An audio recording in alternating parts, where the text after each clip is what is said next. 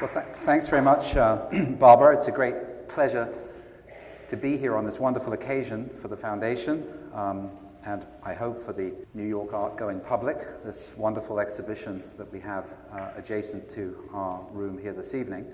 The format of what we'll do for perhaps an hour and 20 minutes, an hour and a half if it goes that long, will be I'm going to give an introduction, a bit of context and background to Mike's work on the Candor series and the extracurricular activity projective reconstructions. It was a mouthful. And I was actually going to speak just for 10 minutes or so. I'm actually going to speak a tiny bit longer because I'm going to show some images. When I did it in the abstract, it was so abstract that there was nothing for you to see. So I've added in some images which I think will be helpful. And then Jeffrey and Ruba, who I will introduce separately, are going to give brief presentations about different aspects of the show, and then we'll have a conversation. I think what we'll probably do is go straight out to having a general conversation with the audience.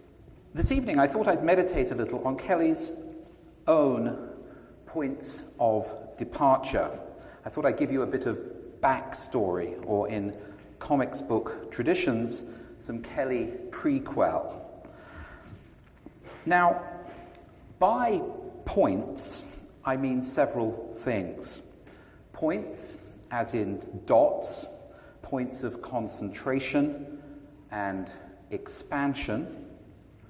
I mean points as pointers or directional gestures. And thirdly, points as larger purposes or rationales, as in coming to or getting to the point, which I'm sure I won't be able to do in the few minutes here. Now, Kelley's work pivots on something that generally looks disarmingly simple, even throwaway, but is caught up inexorably and giddily in obsessive genealogies of speculative extrapolation that are almost manically revised and reordered, but somehow never end. Tragically, Mike's own end was the only possible event that had a chance of halting the hectically creative rapprochement that he was beginning to unravel between the two bodies of work represented in the present exhibition. The Candors series, launched in 1999 with this work, Candor Con 2000, and the extracurricular activity projective reconstructions, the first of which, a domestic scene, was made the following year in the form of a stylized 1950s TV melodrama staged as an elaborately hypothesized reenactment of a found photograph. For the first and most of the subsequent extracurricular reconstructions, Kelley took up with found photographs, here from the series of simulated newspaper pages in Timeless Authorless from 1995, and then in the next installment from Days Done, EAPR numbers 2 to 32, first seen here in New York in 2005. These then are the pivots or points of departure that fired everything up in this body of work, and then took it backwards in a cascade of salient reversals. For the carnivalesque profusion of Day is Done was launched almost perversely by an animating force that runs like a motor in reverse. The project was founded on the tessellation of blanknesses that form the partial unrecall of Kelley's memory of the educational institutions he attended, from kindergarten to CalArts, youth to university, which he had assembled a decade previously as an architectural model in this work, Educational Complex, from 1995, another pivotal New York exhibition. These absent scenes of social formation became the organizing principle for a more generalized regimen of repressed memories, a dream book of traumatic episodes transacted in the uber-institutional space that frames the exhibition. For Day is Done, Kelley engineered a panorama of repressed episodes representing different types of generic activity, religious, motivational, costume, equestrian, and so on, which he willfully recalls into art. He kick-started the tumult of Day is Done with what amounts to a gigantic evacuation, a mise-en-scène, in which the subject matter is always already available, but at the same time eventuates as pure projection. A paradox, as you can see here, caught up at the heart of the testimonial histories of repressed memory syndrome, which offer another point of commencement. Now, little is secure, apart from a certain factographic silhouette, as Kelley goes to work on his series of carefully selected yearbook pictures. He treats them like Freudian dream texts, but once more in reverse. Already supplied with many of the quotients of the dream work described by Freud in the 6th chapter of the Interpretation of Dreams, they are themselves precisely not the product of dream or fantasy, but found images snipped from the quotidian world of casually ritualized postures. Instead of arriving as a consequence of delirious dreaming, personal history, or familial repressions, the unconscious activities that animate the photos are a complexly inaccessible product of the social unconscious of Midwest Americana. Kelley has taken on this image repertoire, we could say, with a reformulated touch of the terrifying precision attributed to the mutating objects unveiled by Salvador Dali in his theory and practice of critical paranoia. Like his, they are images that feed interpretation back onto their appropriators. Kelley scours his photographic images right down to their plentiful grain, amplifying their soundless intimations of camaraderie and alienation, and absconding with the smallest details of their iconography. By layering artistic fantasy over the formal remainders of social misunderstanding and blending both with Kelley's characteristic structural clarity, Day is Done invents a new set of creatively unstable relations between objects and projections. Now, one of Kelley's achievements here is founded on a final kind of obverse, a scintillating retort to the re-photographic practices that so gripped the art world from the late 1970s through the 80s.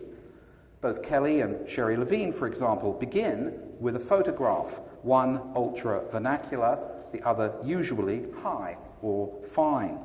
But while Levine's gestures of singular appropriation thrive almost exclusively on the critical context that underwrites their reception, recycling it through questions of originality and authorship, copies and genders, which viewers and critics extend, Kelley subjects his found photographs to social and formal extrapolation, overloading them with a vertiginous combination of faux logical implication and situational projection.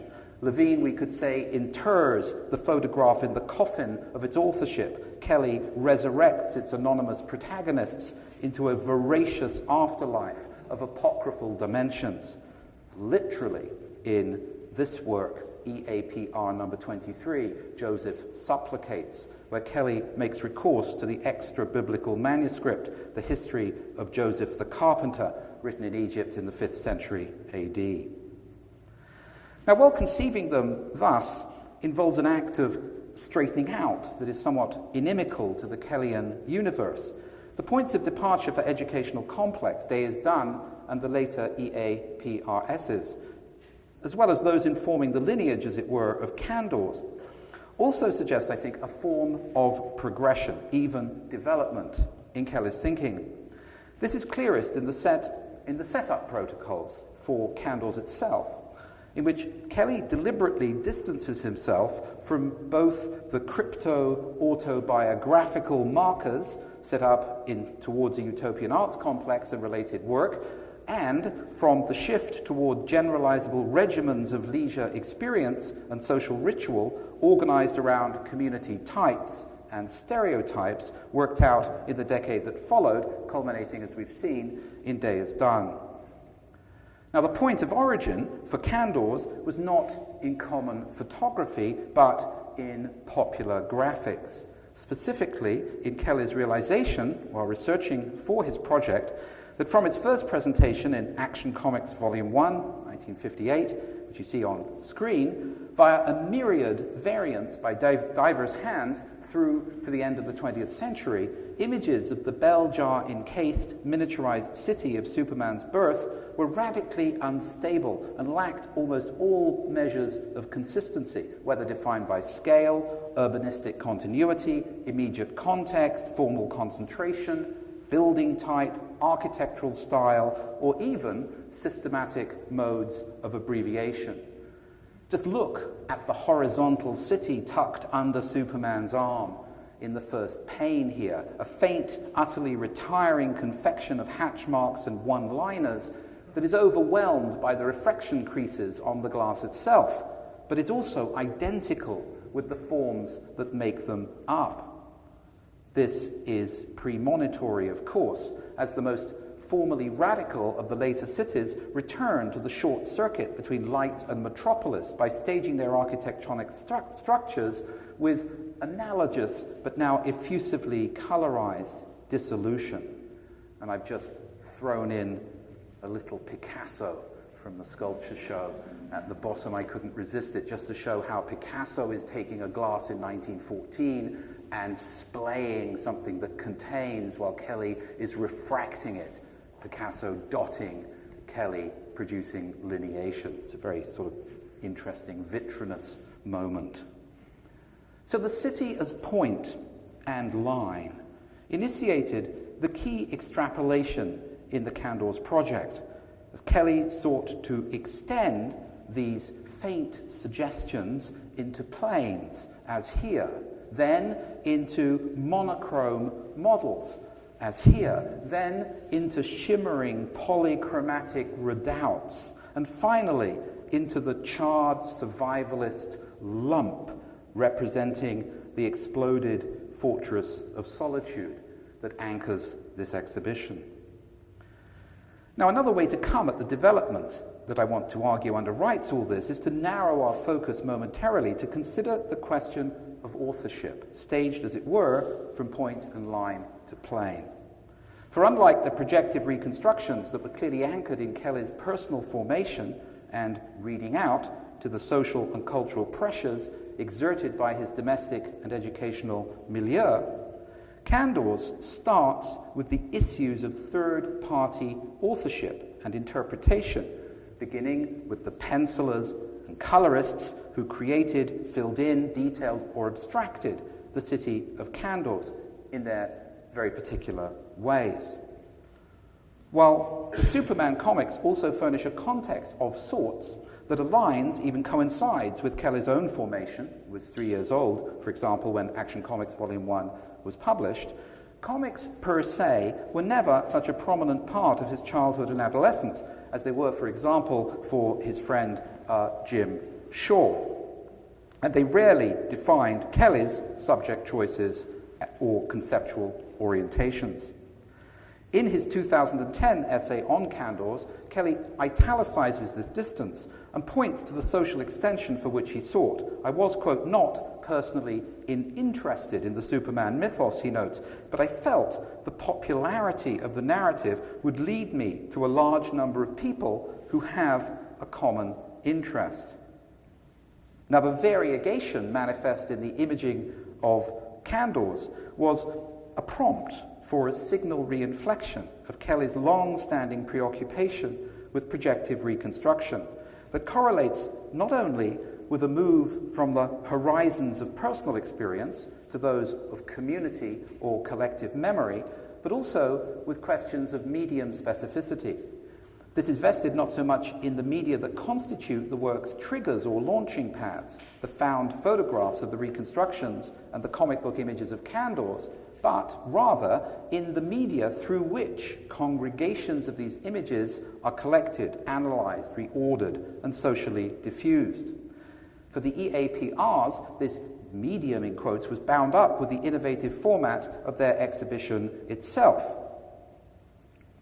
Notably, the complexly interactive video sculptural performance gallery appearance of Day Is Done, which Kelley coupled with another mode of media presentation in the form of a feature-length narrative film available on DVD, a music CD, as well as an ambitiously scaled publication.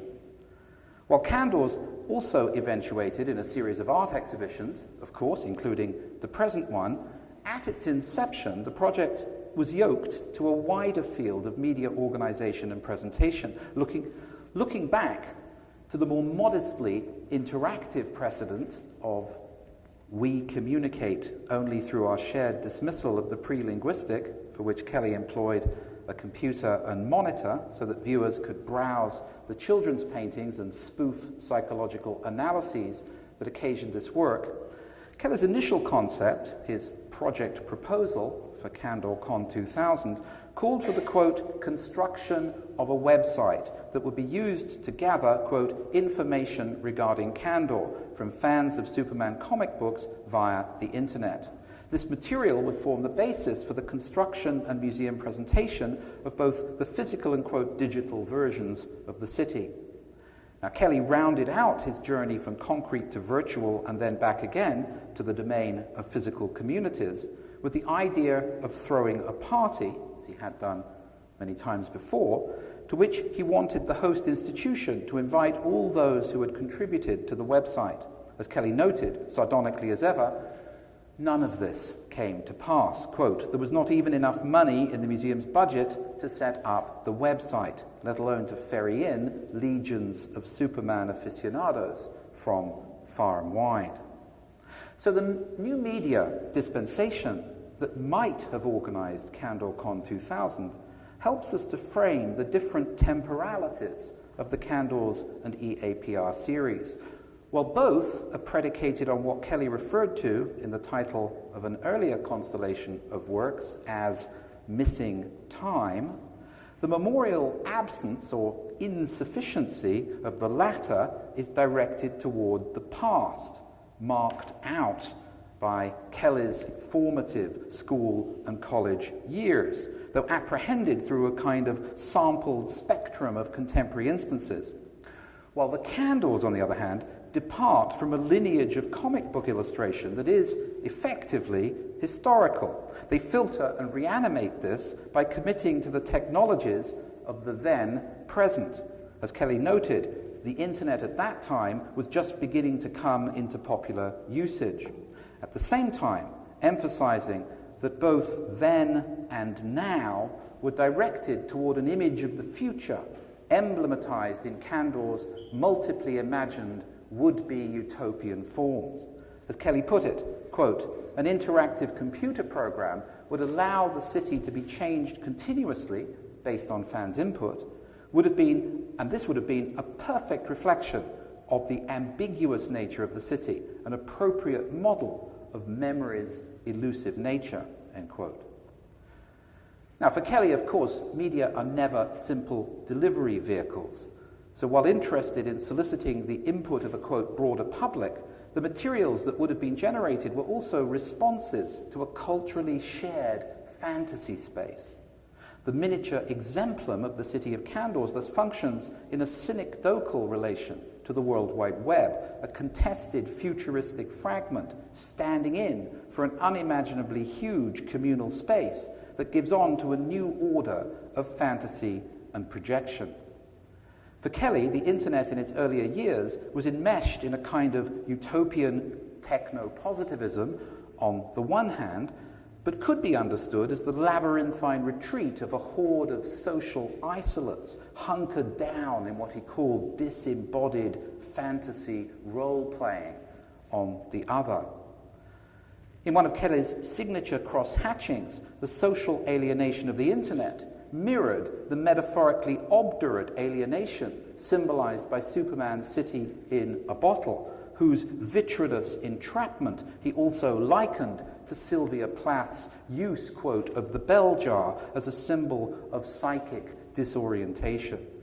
As often, the points on Kelley's tilting planes of consistency light up like a neural network triggered only by analogy. So if measured by notions of getting to the point or working through to a purpose, we encounter here an important setback, a kind of counterweight to the Art Deco-inspired setbacks of the Gotham-like architectures of some versions of Candor's. It is a mark of Kelley's method that in addition to staging retreats and reversals as a means for pressing forward, he quite self-consciously acknowledged tactical or involuntary retreats, not only to points in the past, but also by incorporating failure and looking directly onto pointlessness. The economically induced practical failure to follow through on his website and related plans for Candor Con 2000 is just one of a cascade of, in quotes, failures, from a proper, in quotes, proper engagement with the predicates of public art in Mobile Homestead, through to his failure of analysis in We Communicate, or the failure of history in Reconstructed History. These failures punctuated his career and are part of its point. In almost all cases, and certainly with the Candor's project, compromise with or retreat from a set of initial premises or goals is re-scripted as a backstory that feeds into the work's future. It is thus that Kelley forges a line of connections between Superman's alienation, the isolationism and possible social failure of the internet, Plath's poetry, as we saw, of psychic disconnectedness, and the failures of his own plans.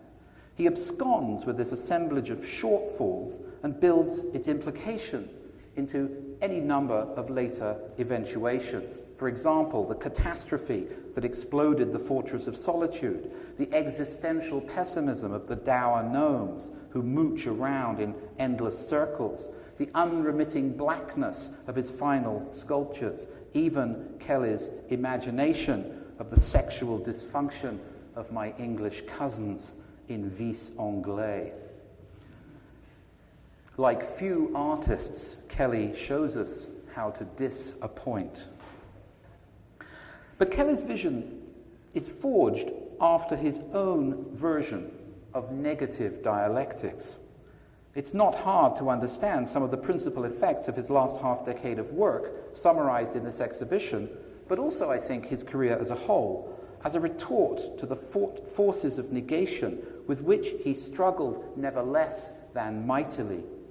He found ways to go forward in the most literal sense, adding something to something else, and then adding on again, wielding numbers and plurality as a weapon against nullity and retreat. Kelley's archival sums, present in the collection and organization of hundreds, possibly thousands of common photographs, is visible in the structures of repetition and iteration that marked his performance style and his rhetoric as a writer. It's present again in the harems, his collection of collections, and in the serial declensions of so many of his projects, from Reconstructed History and Pay for Your Pleasure to the garbage drawings, the missing time color exercises, as well as the Candor sculptures and the EAPRs themselves. While many in the wider culture painted by numbers, Kelley used multiplicity as an armored division to fend off the implications of the void. If you can't come to the point, you might as well split it infinitively. Now, something similar happened, finally, with Kelley's relation to color and light.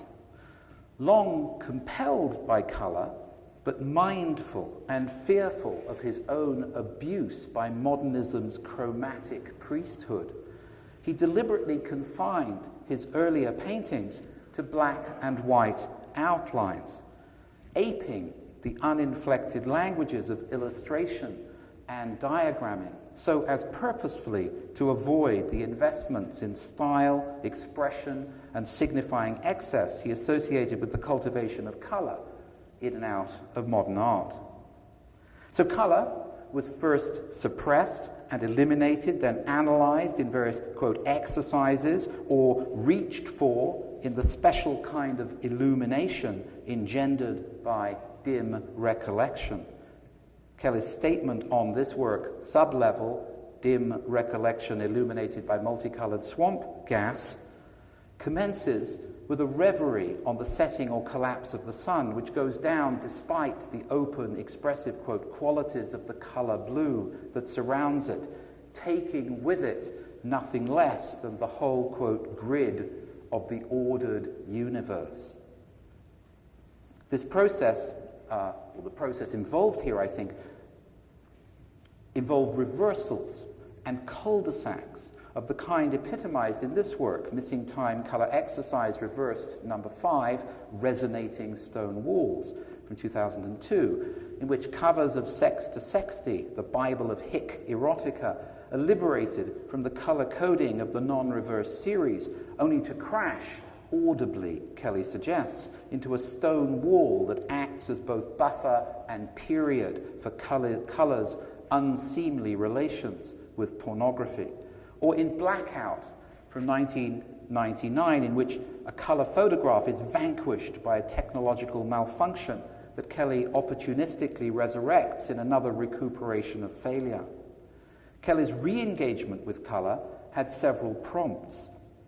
In the mid-1980s, he conceived a specific interest in the similarities between Rothko's early color system and, quote, the Christian iconographies for Lent. Almost a decade later, one of the premises of his curatorial work on the uncanny in 1993 was to re-examine the tradition of polychrome sculpture he believed to have been consigned by neoclassical taste and general class prejudice to the condition of kitsch, that, quote, cheap and false version of the true, he wrote, outwardly characterized by gaudy color. Throughout Kelley's career, color played an incremental role, becoming in effect a semantic lubricant that loosened up the relations between art and religious objects and symbols, as well as among the signs that secure and torment formations of class and pleasure, family and sexuality. But Kelley broke through his color barrier even more emphatically during the last decade of his life. He let his palette rip in the furious scintillation, sorry, I've missed an image there, in the furious scintillation of his color-coated giant jars and their effervescently polychrome cities, then here laid it to rest, interring one final city in the charred cavernous darkness of this last major sculpture. Here Kelley finally heeds a call he declaimed but could not yet deliver in Plato's cave. Fill the pit with the resonances of color and poetry, end quote. A last pointer, perhaps, but there's no telling if dark or light wins out. All we can do is recall the portrait of William Butler Yeats in Pay for Your Pleasure that Kelley supplied with the poet's prescient words. After our own verse, after our own subtle color and nervous rhythm, what more is possible? After us, the savage god. Thank you.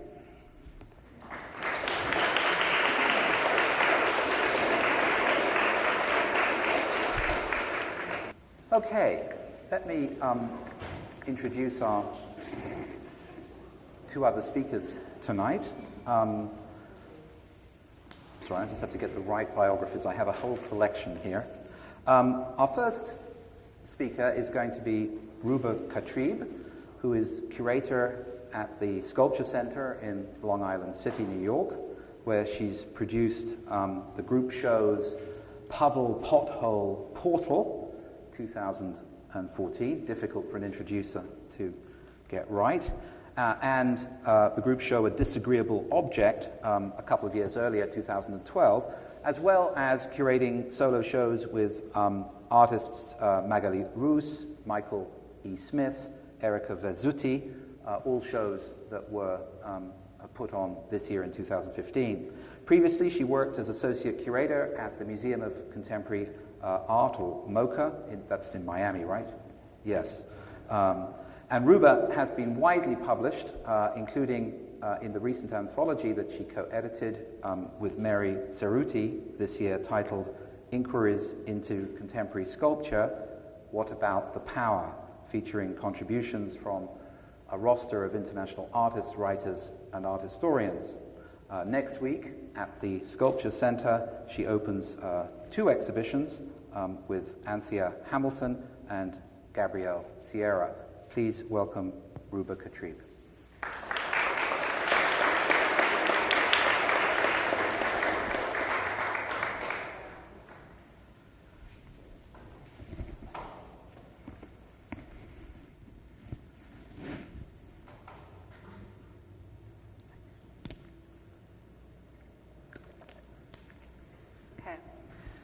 Thanks everyone for coming out tonight. It's a pleasure to talk about Mike Kelley's work. And I'd like to ask that you bear with me for a moment as I state the aspects of Superman's story, which I find most compelling in this context and as they relate to the works on view. So Superman began his life as an American comic book character in the 1930s, which over the decades since has become a worldwide phenomenon across various media. The story, which we're all familiar with more or less, centers on an alien who was sent to Earth from the planet Krypton. Krypton? Yeah, as an infant by his father, in anticipation of the impending destruction of the planet by the evil villain, Brainiac. For most of his childhood, Superman lived not with his birth parents, but with good-hearted, average Midwestern couple who had found and adopted him. With his given identity of Clark Kent, he had to mask his true powers at a young age and into adulthood. And as a result, he created the new secret identity of Superman. Still not quite his true self, Superman is a cloak under which he could fully express his powers. Clark Kent, his central alter ego, in its many representations in animations, films, comic books, and television shows, is clumsy and shy compared to Superman's amazing powers. Part of the pleasure of watching Superman is that he goes through most of his life as an unremarkable man, burdened with the task of disguising his amazing abilities. And I think others would agree that there's a thrill to imagining what if everyone knew who he really was. There's a satisfaction in knowing that the bumbling Clark Kent, totally average guy, is actually a hero. The mythology surrounding Superman is vast. He's become a universal star depicted widely since his creation in the wartime era of the early 20th century. I'm not here speaking as an expert on the extent of his myths or those attributed to Mike Kelley, who has also become a legend of his own. Kelley himself repeatedly expressed only mild interest in Superman when talking about his project, never claiming to have embarked on the series of works out of fandom. But I'd like to discuss the basic storyline and the metaphors that propel the works on view here at Hauser and Wirth, which reveal many aspects about the role of these objects within the sculptural discourse. The narrative engenders questions about how these works function within Kelley's oeuvre. Are they operating through the language of models, toys, fetish objects, or something else? Notably, as Kelley's last major group of sculptures, the Candor series makes an explicit connection between the artist and the misunderstood supernatural character through the invocation of Superman's refuge, the fortress of solitude, and his shrunken home city of Candor on the planet Krypton. As has been stated, Superman's illustrators never standardized the city, making its representation inconsistent. This inconsistency conceptually connects the malleability of identity to the malleability of the architecture. In the Superman narrative, Candor survived the destruction of Krypton when it was saved, yet shrunken by Brainiac. Superman managed to capture this beloved city, still housing his family and friends. He protected and cared for it. In his life on Earth, Superman was lonely, never permitted to reveal his true identity, even in his superhero disguise. The cruel irony is that his fellow Kryptonians, I think that's how they're called, everyone who knew who he truly was were now shrunken. They're living as microscopic beings in architecture that Superman is tasked with preserving by pumping in an artificial atmosphere. He does this while periodically saving the Earth from evildoers and maintaining the doldrums of his day job as a mediocre journalist. He does this all while also working to one day restore Candor to its original size. By making these works, Kelley supplants the character of Superman, himself creating and caring for Candor, although neither he nor Superman is literally present. But the atmosphere tanks are hooked up and everything seems under control. The scale of Candor connects it to toys. Its production quality brings it closer to a dollhouse than an architectural model. It speaks the language of mimesis. In Superman's tale, he must care for his hometown and its inhabitants as an adult, resonating with the inverse scenario found in the lack of control of the world as experienced by children, who are surrounded by people and things that are larger than them. Now Superman is the grown-up, tending to his ancestral home and diminutive form. For children, toys become stand-ins for the adult world. They are objects that generate situations that children can express mastery over.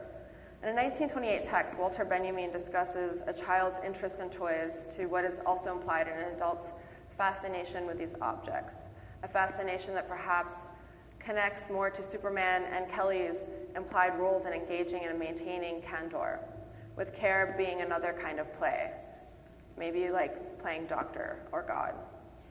Benjamin states, when the urge to play overcomes an adult, this is not simply a regression to childhood. To be sure, play is always liberating. Surrounded by a world of giants, children use play to create the world appropriate to their size. But the adult, who finds himself threatened by the real world and can find no escape, removes its sting by playing with its image in reduced form. The desire to make light of an unbearable life has been a major factor in the growing interest in children's games and children's books since the end of the war. So he's talking about World War I. But this attraction to the toy, as expressed by Benjamin, speaks to the desire for a semblance of control in a chaotic world. The wartime creation of Superman and the wartime investigation of the social role of toys that Benjamin embarks on are related. Heroes, control, planetary escape, battles between good guys and bad guys emerge in the early 20th century to this day through new media, from film to computer games. I think it's significant that Kelley starts the idea for making work about Candor in 1999, in part as an emergent net project touching on utopian ideals of expansion and collaboration, and then returns to it nearly a decade later after 9/11 and the corporatization of the web, with the creation of contained sculptures. To compose the sculptures depicting the many visions of Candor, Mike Kelley has followed the various representations of the tiny cities. The bell jars containing the city are some of the largest glass vessels ever made. They were produced in the Czech Republic in one of the only studios that would agree to try and make them. The work pushed boundaries of production. And while the works in the end exist as grand glass structures, within them a tiny place is housed. And it is suggested with explicit reference made to Candor in the series that within this tiny place there are even tinier people who we cannot see with our mere human eyes. The shrunken site, which is paradoxically a feat of large-scale production, marks a distinct shift in Kelley's own approach to scale. Here, rather than employing uncanny strategies of bodies and proximity to bodies, which marks much of his other sculptures, with this work we project into the landscape. Also, these works aren't presented in the familiar language of architectural drawings, maps, or straightforward models to be read, as in his major series, Educational Complex. In Kelley's influential essay, Playing with Dead Things on the Uncanny, the text he wrote alongside an exhibition he curated in the early 1990s, he discusses his thought process in including California artist Robert Graham's work in the exhibition. He decided in the end not to include sculptures from the 1960s that featured plexiglass cases with miniature female nudes rendered in wax. Instead, he chose to include his later large-scale figurative sculptures. To explain this decision, Kelley writes, I finally decided not to include one, for in my view, their analogous relation to dolls and their submission to the criteria discussed above meant that the viewer's experience of the work was more mental than physical. To enjoy this fantasy fully, viewers must imagine themselves shrunk down to the scale of the figures, thus negating the true sculptural presence of the objects. The transparent dollhouse-like structure that encases the nudes is like the movie screen, an invisible barrier that allows dreams only if one gives up on their sense of physical presence and scale. Interestingly, Kelley's particular reasoning for excluding Graham's models are precisely what is evoked through the Candor series. True, we do see these works in a large-scale sculptural scenario. Our bodies enter the implied architecture of the Fortress of Solitude, as the cave-like structure suggests, but we must project into the microbe world we view within the bell jar or in the uncovered cities. The glass cover here is a screen that contains a secret world. This screen of sorts is also the structure that protects this alien city and its inhabitants. However, since the people are rendered invisible, the task of physical projection amplifies the disembodiment of the works, similar to Graham's models. We mentally dive in, projecting our bodies among those that are so small we can't even see them. We can begin to lose a sense of the physical plane and fully enter into a fantasy landscape. We each mentally populate the city to our own design. This absence-presence dichotomy is also enforced by the lenticular prints, which are empty or filled jars depending on your body's position, or disappeared jars. The prints enact an animation effect that further connects this project to the changing relationship and diminishing lines between the body and the screen. The narrative around the cities and the sculpture supports the notion that they are places that are inhabited. Their scale isn't proportional to an exterior full-scale reality like a shrunken version of a house for kids. The actual place has been miniaturized. Its tiny size is the result of an evil doing that one day will be undone. Candor's smallness does not correlate to a larger reference because it is the place itself. Its size is a temporary condition. Further, there is a notion of dispersion that operates within the Candor series. There isn't a single reference, and Kelley intentionally includes discrepancy within the works. There are multiple interpretations of Candor that comprise the source material for the sculptures, and then the viewer projects their own unique world into the given architecture. I would venture that in this sense, Candor moves away from the uncanny effects comprising much of Kelley's past works and moves more into the politics of new technology. It creates a direct one-to-one scale relationship. It operates on a new belief system, one in which media is less representation and more real. In this sense, the works are closer to fetish objects. They're literally operating as themselves. This aspect of the work also speaks of changing ideas around physicality within the mobility of digital technology. When Kelley first embarked on this project with CandorCon in 1999, he was interested in new media technology and the ability to crowdsource information and ideas about Candor with the net. He wanted to, as was mentioned, he wanted to make a website for the project that he wasn't able to make in the end. But it may be that the original crowdsourcing idea of CandorCon now happens through a viewer's mental projection onto the screen of the works. In the same uncanny essay, Kelley makes a reference to the ancient Egyptian funerary sculptures that are small-scale servants meant to carry into the afterlife. Their scale, he proposes, is just dictated by the practical, what would fit into a tomb. Maybe now it's more like Siri fitting into the palm of a hand. These figures are meant to work in the afterlife. They aren't intended as representations, but were considered actual. This seems closer to what's happening with Candor, which through the narrative surrounding the objects manages to enter into the space of the real. Thank you.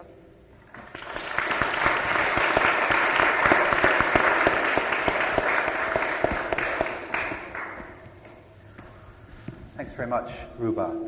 And let me introduce our third speaker, Jeffrey Sconce, who's a professor at Northwestern University in the School of Communications. He holds a PhD in Communication Arts from the University of Wisconsin at Madison, and is, a lot of support in the audience for this university. And his work focuses on media theory and cultural history. He's the author of the book Haunted Media, Electronic Presence from Telegraphy to Television, which was published in 2000.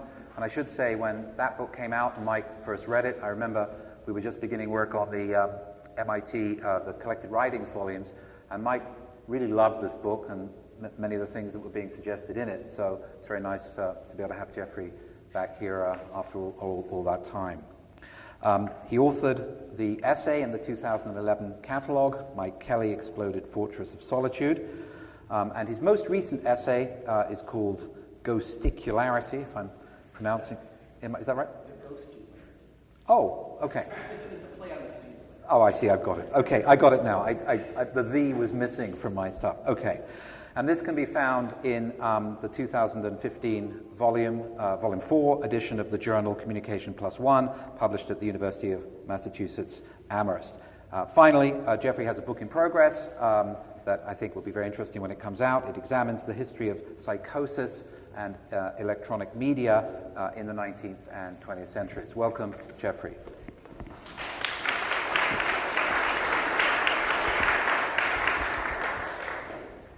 Well, first of all, let me thank everybody at Hauser and Wirth, and everybody who's made this such an extraordinary opening for the show. It's just been amazing. I mean, people have come to see it, and it's just been great. So, now having said that, I'm going to open with a question that may give everybody at Hauser and Wirth a heart attack, which is, I'm curious how many people, as they came into the gallery, and in the front room especially, where all the city studies are, had an overwhelming desire to either lick or eat or touch those pieces. Because that's actually kind of central to something I want to talk about today, which is the notion of Candor as a symptom, right? And we've already heard, John and Ruba both laid out, in excellent fashion here, the way that the Candor series is typically treated in Kelley's work as this exploration of a symptom and tied to, his overall interest in trauma, repression, memory, so forth. And what I'm interested in, and I should say too, I come from a little bit different background. I'm not actually trained as an art historian. I come from media and cultural studies. So my primary interest in this work is actually how it intersects with notions of popular culture, popular history, and so forth. And one of the things I've always really admired about Kelley's work is, and I think we see it in the Candor series, is he was often so much accused of making things overly perverse or scatological or so forth. His critics would often say this. But what I always loved about the work, and especially in the Candor series, is I think he was so great at finding popular objects and popular materials that were already perverse in themselves, right? And kind of accenting them in a way where he's functioning as much as a critic as an artist, right? And obviously, in terms of his writing, I think that was a role that he was, very comfortable in playing. And so, I want to talk about Candor as a symptom, but maybe in a way that's a little bit different than I've talked about it in the past, and I'm sure other people have talked about it in the past. And that is to start from the idea that, the Superman story, from its very beginning, is already a fundamentally perverse story, right? And that the kind of psychoanalytic work that's done to it, that a lot, myself included, in trying to sort of deal with how Kelley dealt with it, is kind of already implicit in the material itself, right? And as Ruba was just laying out, if you look at how Superman's plight and his appeal as a superhero, and especially a superhero targeted at adolescent boys for 80 some odd years now, he has a crappy day job, right? He's involved in an endlessly neurotic relationship with a woman that never seems to consummate or resolve. He's regularly called upon to save the planet in some way, so he's always just heroically put upon. And then on top of all that, he's been saddled with the Candorians, right? And, as I said in the catalog essay, the logic there is very much like, kids at that age who send off for sea monkeys or get hamsters or something and suddenly have to take care of these little beings that are constantly calling out to them, right? And that the way Candor kind of erupts over the course of the comic book, is a sort of reminder of that. The way that the Candor series, from Kelley's perspective, one of the things I find interesting about it as a symptom is how insistent the symptom becomes, because they keep getting bigger and bigger, and it's harder and harder to repress them, until finally we have this mammoth, huge object in the next room, which just consumes an entire gallery room. And I've been interested too in hearing some of the discussions around Exploded Fortress of Solitude, because one of the other things I've always really admired about Kelley's work is, because he was such a devout Freudian, not in a doctrinaire, it's true, and I'm going to practice Freudian analysis and everything, but the kind of productive possibilities of psychoanalytic theory, the productive possibilities of the things that Freud talked about. I've seen in some recent discussions of this piece that are kind of redeeming it as something hopeful, and that maybe Superman has come to some sort of peace with his plight. I don't know, because I feel like that piece is a real litmus test on your own psychodynamic, psychological profile. And I hope people have had a chance to actually go through that piece and go stand, kind of the way it's meant to be experienced, which is to kind of surround it and then go into the actual cave space. I think there's probably some people who go in that cave and think, oh, how warm and cozy and nice for the Candorians. They have this little glowing home in the cave, and it's this nice little refuge for them. And if you're that kind of person, I would suggest you probably have very high serotonin levels. You are, probably a very well-adjusted person, and that's a great thing. Money can't buy that. On the other hand, if you go in that cave and think, oh my God, the Fortress of Solitude has exploded, Superman is either dead or missing, and those Candorians are going to slowly suffocate because nobody's going to change their air tank, right? You probably have a little bit more depressive outlook, right?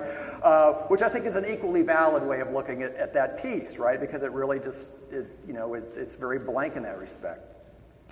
That's one way of thinking about it as a symptom, right? And one that's tied in, again, to the architecture of Superman itself as a commercial product for the last 80 years, where that kind of psychoanalytic work is already, I think, in that text itself to begin with. But I want to talk briefly here about another way of thinking about it as a symptom. And one of the things that really strikes me in seeing it this way, I unfortunately wasn't able to see the Candor exhibit, the earlier Candor exhibit in 2007, but seeing this one, the sheer multiplication of Candors. Why are there so many of them? And not just the kind of more fully realized ones and again, it's like memorizing chemistry equations. They all have numbers. I can't remember which one's which. But not only the fully realized ones, but the ones that are the city studies that are kind of these embryonic kind of growing cityscapes and so forth. And here I think there's an interesting way of thinking about these in terms of serial production and serial narrative, right? Which is where the comic book obviously comes from. One of the things that's been going on, I think, interesting sort of in pop criticism, certainly in popular culture criticism, is this kind of recovery and recuperation of seriality and the serial. And again, it used to be saying that you were writing for a serial was the lowest thing on earth, right? There was, Dickens was comic book, soap opera, kind of the lowest form of all was serial. Seriality has now kind of come back as this kind of marker of quality and distinction, so that and mainly through television criticism, but people who would never admit to watching TV will now say, oh, well, I watch Breaking Bad because that's like a novel, it's serialized, it's important.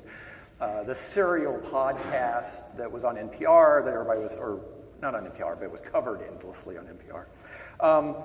And so now it's kind of associated with sort of high narrative forms.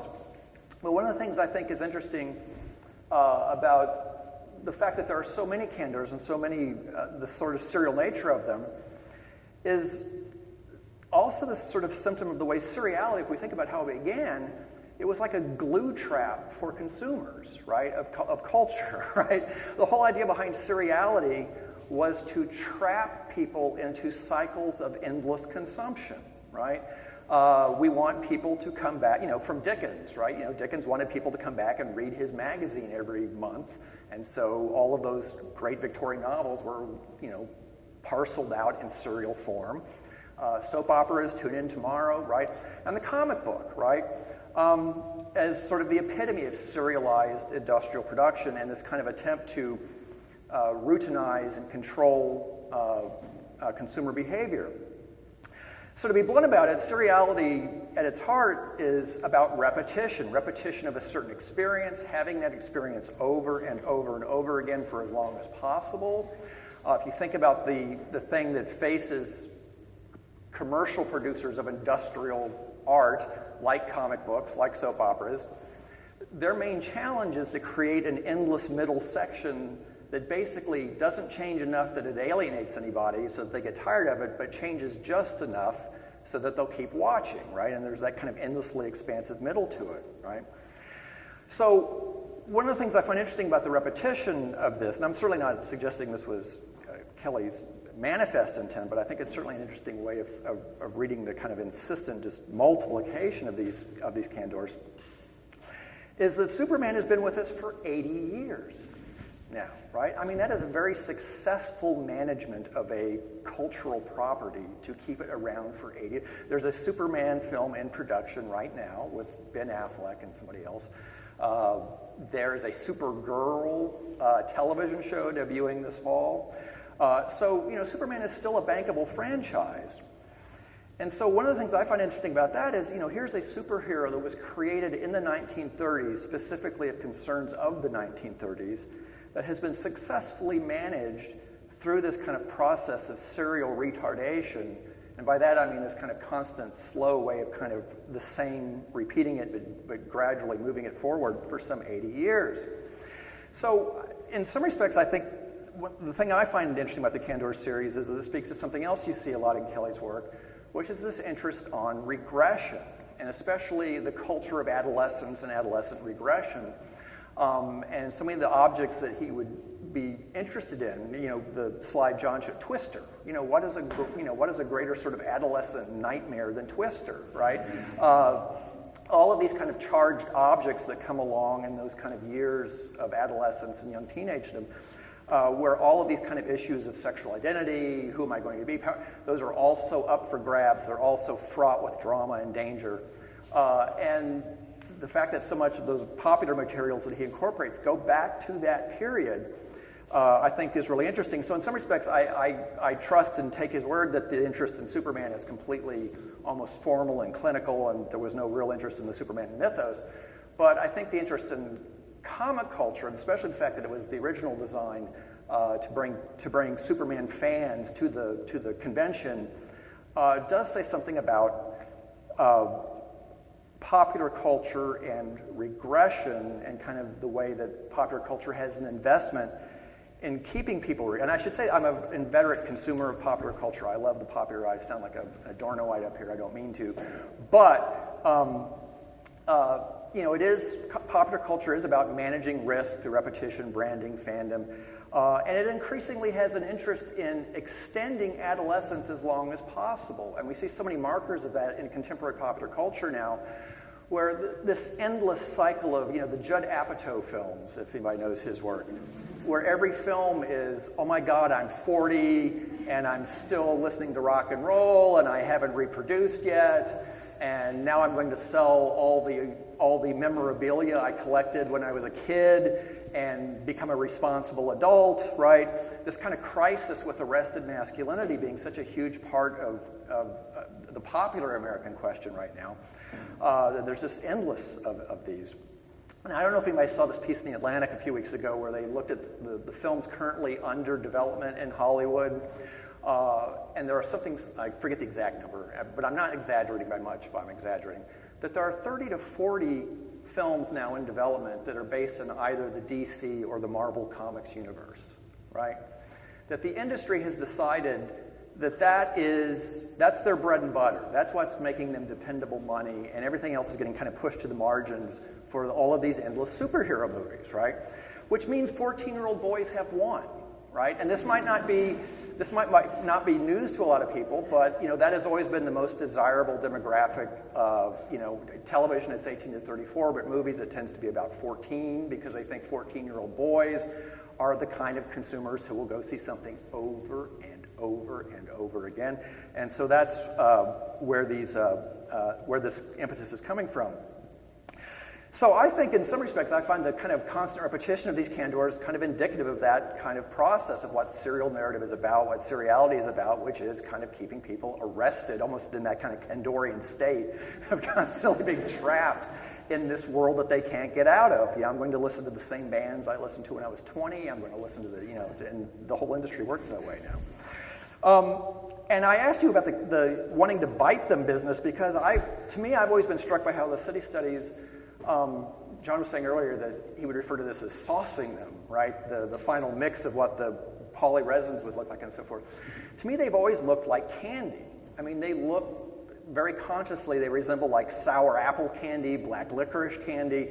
The ones in the middle room, if you saw the kind of bigger ones that are sort of laid out side by side, that's almost the complete color palette of juju beads, just right there in a row, right?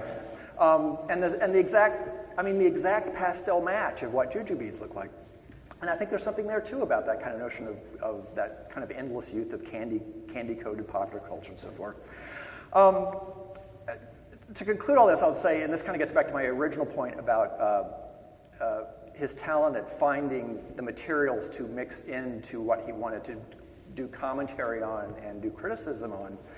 I think that really goes back to the very early, and again, not really being from the field of art history and certainly kind of coming to his work later in my life, I have this anecdote where I was telling somebody, I think Barbara, that when I was first asked to do an article with Mike Kelley on this Tate catalog that he was doing about 15 years ago, I didn't know much about him, but I went back and started reading all the pieces and so forth, and especially like a lot of the Destroy All Monsters business and that whole work. And I realized that in many respects, I had been living in that universe my whole life without knowing it, right? As a college student in Austin in the 80s, everybody was kind of engaged in those kind of activities and sort of thinking, oh, we made this up. We're the first people ever to vandalize advertising and do all this sort of stuff. And to realize that actually came out of, the Destroy All Monsters. Well, obviously other people have done that before that too, but that kind of approach to popular culture, you also see it in John Waters, I think, that kind of desire to kind of not necessarily rewrite popular culture, but to accent it in ways where its fundamental perversities kind of speak through in a way is really crucial in this. And the last thing I'll say here, because I don't want to give it short shrift, I think we see a similar thing in Vice Anglais, the film in here, which is the first time I've ever seen one of these projected so magnificently on a wall like this, and it makes it just that much more beautiful. I think you see the same process there, and I don't know how many people are familiar with some of the source material here, but Kelley would say about this that this was, his primary inspiration were the Hammer horror films, and I don't know how many people have seen any of those movies, but this was a British production house, made horror movies from the late 50s, canonically through the 60s into the early 70s, and for all of its, strangeness and perversity and depravity and all the various things that are going on in Vice Anglais, he's really just kind of accenting what the Hammer films themselves are. And if you ever have a chance to go back and see these Hammer films, they are relentlessly interested in sadomasochistic scenarios. Hammer films are really nothing but binding, beating, kind of class relations in terms of power, and I think that's very much brought out in the piece too by, the libertine figure and this kind of, scowling, the guy in green, the lumpen kind of, the guy, whatever his role is. And then just the wonderful, and the way that the Hammer studios would justify these is they were essentially excuses to show a lot of nudity, all these kind of S&M scenarios, and usually the sort of consummation or the culminating moment in these films is the drawing of blood, and blood becomes the kind of displaced signifier for the consummation of whatever kind of sex is going on the screen in those films, and you see how he plays with that here. So that kind of bringing that out here. I know what I was going to say, but they always have a supernatural motivation. So they are horror films, so they have to have something supernatural, the vampire films. And what I love and the characteristic of the humor in so much of his work, that the supernatural thing that's guiding everything through this entire orgy of libertine decadence is this glowing corncob god, right? Which is just this corncob that appears magically every so often with this little scepter is just really wonderful. So, well, in the interest of letting other people have a chance to sort of talk and so forth, I'll just stop right there, I think. All right, thank you.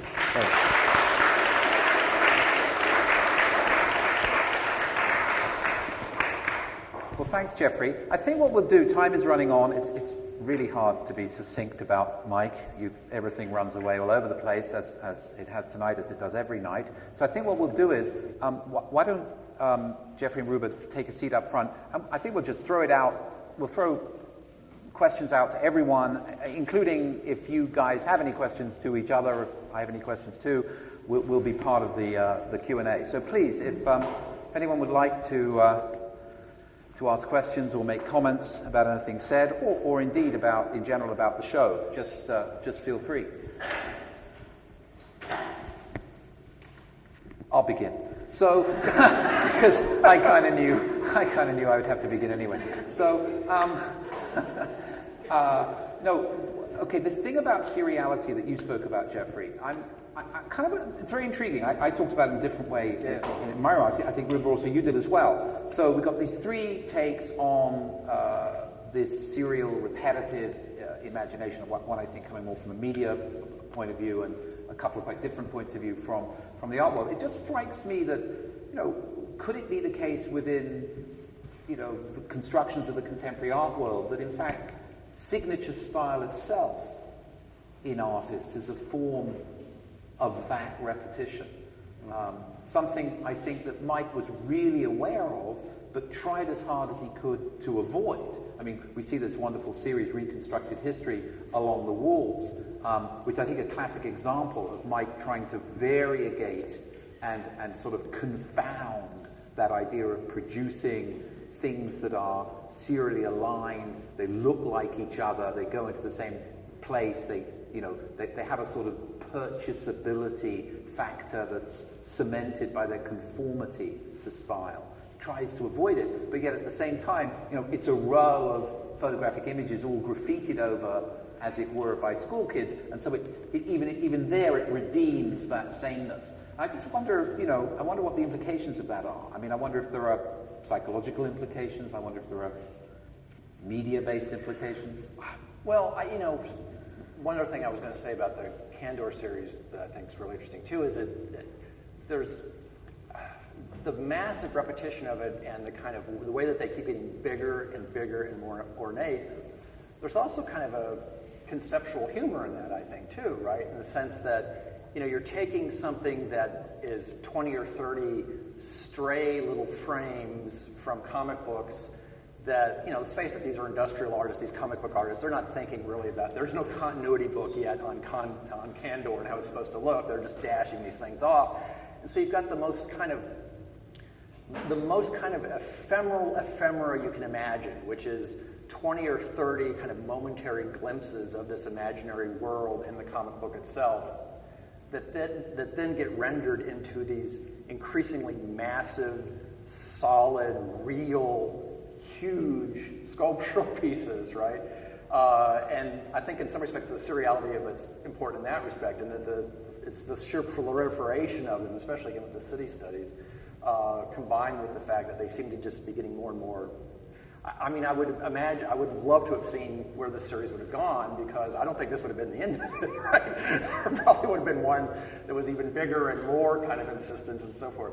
I don't know if that gets directly to your question, but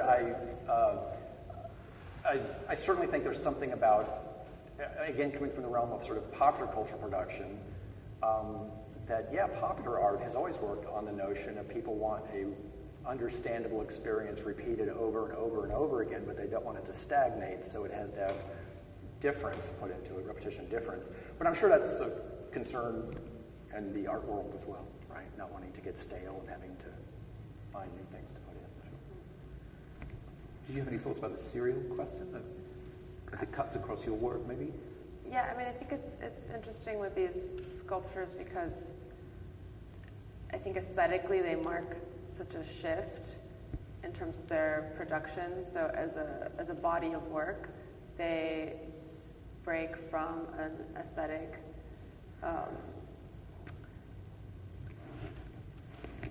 theme or tendency running through Kelley's work. But I think, conceptually, of course, they tie back in really well. And but I think that because he was so obsessive with these works, it really does sort of provoke something. I mean, they do become absurd at a certain level, but they're also really.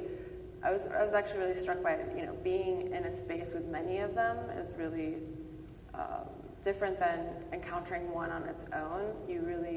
There's sort of an intimidating aspect to them where you're surrounded by all these cities, and I think as a strategy, it's really interesting in how he repeats that sort of physical relationship and makes it really intimate, and then also makes it really oppressive at the same time. Yeah, I was going to maybe another way is to change the word, change it to repetition rather than seriality, because again, with this sort of Freudian influence on so much of his work, clearly it's about repetition in the way that Freud talks about repetition as a way of dealing with trauma and the stuff from Beyond the Pleasure Principle. So we have to constantly reenact a certain scene over and over and over again, repeat it to sublimate the anxiety out of it. And that certainly, I think, ties in with the whole reading of, how this works within Superman's world. But there's also the repetition on the popular front. where you can make the similar argument, which is like, why is American culture still so obsessed with superheroes from the 1930s and just repeating some trauma that we can't get over in some way that has kind of arrested the culture at this particular moment where that's doing its own kind of, I hesitate to do the thing that Freud would not want anybody to do, which is to expand out to some kind of mass psychology, but there is something I think to be said there about why it is that the cultural landscape has come to be so dominated by the traumas of 14-year-old kids, basically. Well, I think with Candor, it's not really a city of the future as much as it's an alien city. So it's a city with people who have superior powers. So I think that's an interesting task that Kelley has set up to sort of get into this imagined space where it's, this idealized space, but I think it's interesting that it's not really connected to a future in a way, but like an alternate reality. Right. I see that. But it also speaks to, I'm sorry, one last thing about it, but it also speaks to the way of, let's see, let's have a... one question will do. Yeah, I mean, one of the things that's interesting about the whole Candor resist too is it really kind of gets at that process by which people who do consume those kinds of narratives, that kind of world-building aspect of making those things real. And so that process for people who become intensely invested in comic book series or become intensely invested in television shows or movie series, that importance of making that world seem real and come alive and real in a certain way seems to me also to be at work in this. And I think that's why it's so fascinating that in the comic book itself, well, here's the difference between cultural production in the 50s and cultural production now. In the 50s, the artists, the original artists just didn't care because they just figured we're just drawing a comic book for kids and who's going to know it. Now, if you were doing that, you would have exacting guidelines about what Candor had to look like to make sure that it had perfect execution for all the obsessive fans who had become invested in Candor as a real place that really had to exist. Right? Any other questions or comments? Yeah, go ahead. So in the context of the comics, the gas being pumped into Candor is to keep people alive, right? I'm curious to see the one word that we kind of keep hearing to the video of just the glass with the gas circulating. Think about some of these other pieces that deal with that in the context of this death. Are there any kind of thoughts on that? Well, that's a pretty heavy question. I mean, I think the simple answer is I couldn't imagine we could project a connection. I mean, tragically, there is a connection, but I think it's serendipitous. I mean, I would take that into a larger cultural fascination with sustaining life on other planets or in other ways.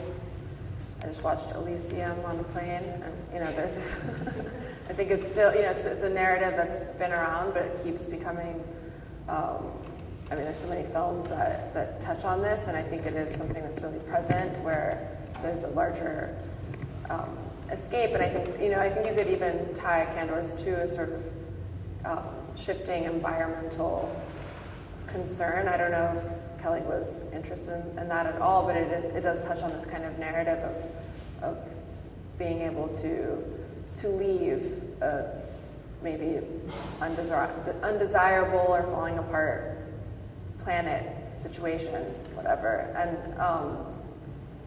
so I think it really does kind of connect on a larger cultural. But there's also that, and it's one of my favorite, the EAPRs, if you're thing, right? The Dour Gnomes piece, because in some respects, the way that's kind of set up cinematically is that it gives you the sense that you're actually spying in on the Candorian world, because there's all these shots of the bell jar and the cityscape, and then we move into a building, and inside the building are the Dour Gnomes.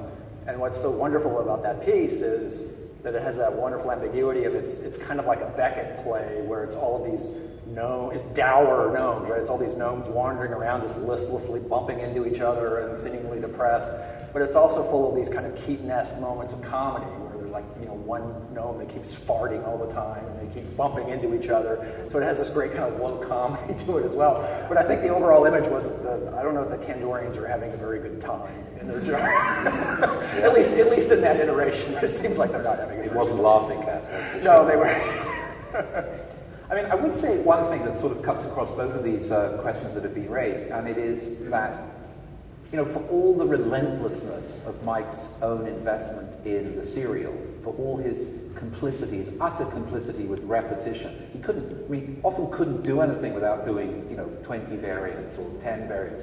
The very early performances are, that, he drummed a percussive beat of repetition that accompanied words that would be repeated, phrases, metaphors, and ideas. I mean, this idea of repetition is utterly built into the DNA of his sensibility. It's unimaginable without it. But to my mind, he struck back against the sort of the regimentation and the conformity implicit. I mean, in sort of your analysis, in a way, the media critique analysis or the Fordian analysis of that, you could say, how it crosses over the wider culture. He fought back against it, frankly, in every possible dimension. I think it's actually a mark of why he's a great artist, because he was caught up in those issues.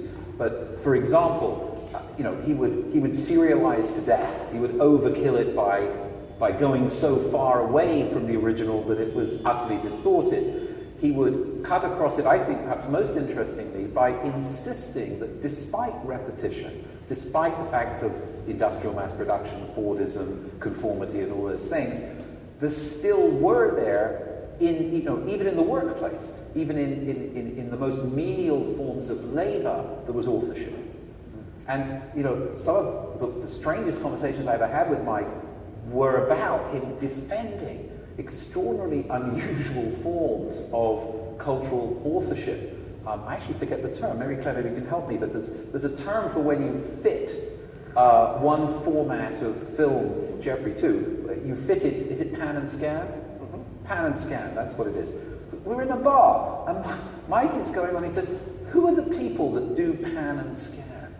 Who are the people that spend all this time fitting the format, of a movie, into a television format? Something I frankly hardly ever thought about, except when it's annoying because they don't fit. And Mike was really invested in this for actually several weeks. He was, there's a whole group of people who have skills at doing this. And I said to him, it's done by machines. He said, it's not done by machines. I have to know this. It's done by people turning buttons and doing various things. It's an absurd example. It actually doesn't lead anywhere, I think, particularly interesting. But it is an example of the extraordinary commitment that Mike had to the things that people in the wider culture actually do in the name of their own authorship, the authorship or control that they take over the most menial tasks. And I think that cuts all the way across the oeuvre and upsets all the things that we could predictably say or deconstruct about this serial approach. Yeah, and I certainly want to suggest that, one of the things I've always really respected about the work too is that I feel like there's this genuine fascination with the materials that are worked with that are taken from popular vernacular, and not in a kind of condescending, ironic, like, ooh, isn't that crap, like, oh, look at these people and the shit that they look at, There's none of that in this work, I don't think, because it's literally about taking that work on its own terms and then just pushing its logics. And that's what I mean in terms of the Vice on glass. It's like taking the Hammer film and just pushing it so that it kind of starts to really show what they are all. That essentially boils down like 20 years of production at Hammer Studios in 25 minutes. You don't really even need to see the Hammer films now because if you've seen that, you've seen pretty much what at the core they're all about. And that's what I mean by that kind of sense of so much of the work functions as criticism in a way too, and certainly the seriality, the kind of relentlessly trying to interrogate it, over and over and over again is part of that. And in a way that, like I said, it's so different from the way that oftentimes you encounter high art encountering the vernacular alone, which is to just, these plebeians and their horrible, terrible taste and the bad things that they consume. I never got that sense with his work, which is, I really respected about that. Any other comments or questions? Okay, well, thank you so much for coming. Thank you so much, Jeffrey and Ruba.